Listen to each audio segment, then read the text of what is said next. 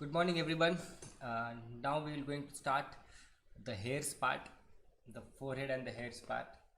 I hope you have completed the painting till this stage. What we have completed the last sessions.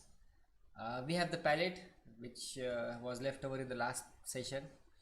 The same sets of colors: blue, white, portrait pink, yellow, orange, red, burnt sienna, and green. While working in the forehead, we must be that there is not too much of detailing which we have to do in the foreheads and also in the hairs part. Sometimes the overdoing may disturb your painting, so somewhere it is necessary to do overdo and somewhere it is not.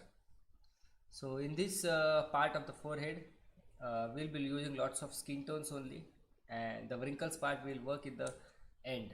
But no doubt we have to show some lines of the wrinkles in the initial stage, so that it is easier for us to locate the location of the lines in while we do the details. So let's start that.